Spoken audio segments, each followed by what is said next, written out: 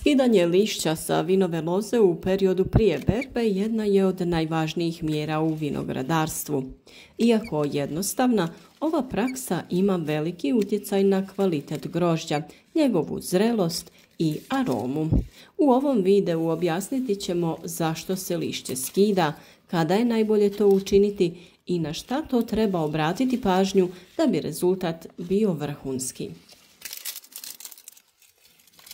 Lišće vinove loze ima ključnu ulogu tokom čitave vegetacije. Ono omogućava fotosintezu, čime se stvara energija potrebna za rast čokota, formiranje grozdova i sazrijevanje bobica. Ipak, kako se približava kraj ljeta, a grožđe ulazi u završnu fazu dozrijevanja, previše lišća može postati prepreka.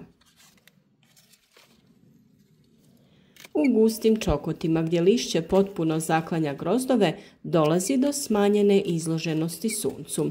To usporava sazrijevanje, smanjuje akumulaciju šećera i može dovesti do toga da grožđe ostane kiselo i bez onog pravog mirisa. Osim toga, vlaga koja se zadržava između lišća i grozdova stvara idealne uslove za razvoj nekih gljivičnih bolesti poput sive plijesni, naročito ako se radi o kišnoj godini. Upravo zato se preporučuje umjereno uklanjanje lišća u zoni grozdova.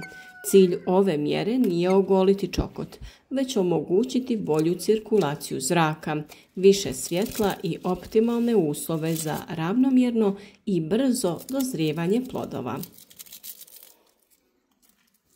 Najbolje vrijeme za skidanje lišća je 10 do 20 dana prije planirane berbe, u zavisnosti od sorte i lokalnih klimatskih uslova.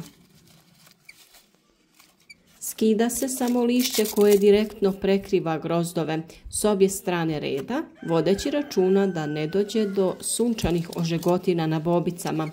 Ako se lišće ukloni prerano ili se ukloni previše, bobice mogu biti izložene jakom suncu, što dovodi do oštećenja pokožice, gubitka arome i bržeg kvarenja. U toplijim i sunčanijim krajevima kao što su Mediteran i Primorje treba biti posebno pažljiv. Tamo se često preporučuje postepeno skidanje lišća, najprije sa sjeverne strane reda, a nekoliko dana kasnije i sa južne. Time se grožđe postepeno prilagođava direktnom suncu, čime se smanjuje rizik od ožegotina. U kontinentalnim krajevima gdje ima više oblačnih dana i manje UV zračenja, može se nešto odlučnije ukloniti lišće, naravno uz oprez i praćenje vremenskih uslova. Pored utjecanja na zrelost, uklanjanje lišća ima i praktične koristi. Grozdovi postaju dostupniji beračima, što ubrzava samu berbu.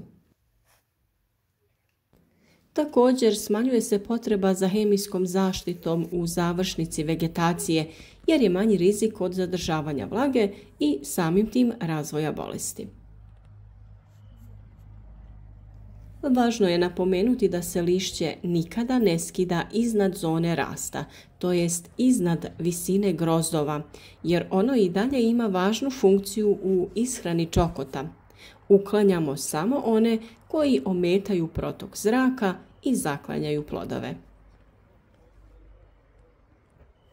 Nakon što se lišće ukloni, grožđe bolje diše, prima više sunčeve svjetlosti i proces zrenja se ubrzava.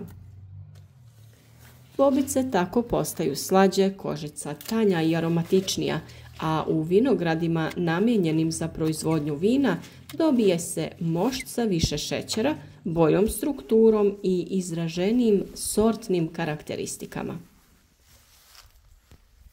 Kod stolnih sorti efekat je još vidljiviji. Grozdovi dobivaju ljepšu boju, sjaj i komercijalnu privlačnost.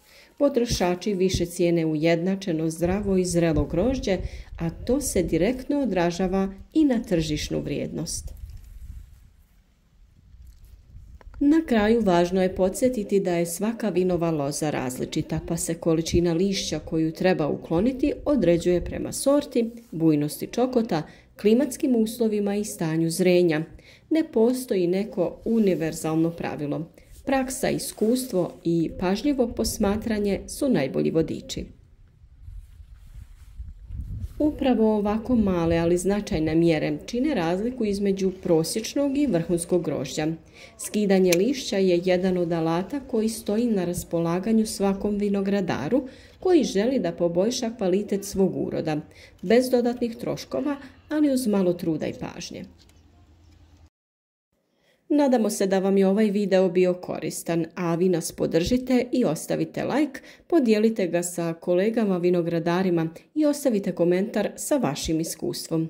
Pišite nam koje grožđe vi uzgajate i da li je ove godine bilo manje bolesti nego prošle.